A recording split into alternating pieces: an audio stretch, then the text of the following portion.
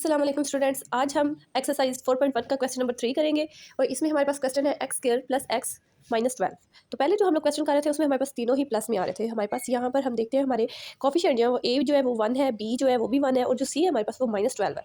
तो हम लोगों को क्वेश्चन में बेसिकली करना ये है कि हम लोगों ने जो 12 है उसको जो हमारे पास एक्स स्क्वायर का कोफिशिएंट होता है उसके साथ मल्टीप्लाई करना होता है जो कि 1 है। तो 12 1 ज़ा 12 आ रहा है। हमने अब इस तरह का दो वैल्यूज़ लेकर आनी है जिन दो वैल्यूज़ को अगर हम मल्टीप्लाई कर रहे हैं तो हमारे पास 12 आए और अगर हम प्लस या माइनस कर रहे हैं तो हमारे पास 1 आए। ये 1 हमें क्यों चाहिए? क्योंकि आप लोग देख सकते हैं एक्स स्क्वायर के बाद हमारे पास वैल्यू है प्लस एक्स, यानी हमने एक्स को तोड़ना है। इस एक्स को तोड़ने के लिए ये हमारे पास सबसे बेस्ट वे होता है कि हम सी जो हमारी वैल्यू थर्ड होती है उसको हम ए यानी कोफिशिएंट एक्स स्क्वायर के साथ मल्टीप्लाई करें और फिर उसी की फैक्टराइजेशन करें।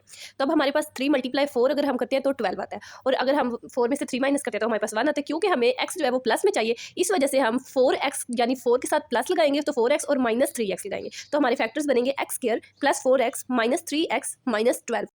तो इसमें हम लोग अब पहले दो वैल्यूज़ को इकट्ठा कर लेते हैं और लास्ट वाली दो वैल्यूज़ को इकट्ठा कर लेते हैं। तो एक्स स्क्वायर प्लस 4x में हमारे पास जो चीज़ कॉमन है वो है x। दोनों में ही x ज़रूर मौजूद है तो हम x को कॉमन ले रहे हैं, ब्रैकेट लगाएंगे। एक्स स्क्वायर में से एक x निकाल लिया तो पीछे एक x बचेगा प्लस 4 से जो x था वो हमने कॉमन निकाल लिया हुआ तो सिर्फ 4 बच गया। अब हमने 4 लिख दिया। अब हम अपनी नेक्स्ट वाली जो वैल्यू है उसकी तरफ जाएंगे।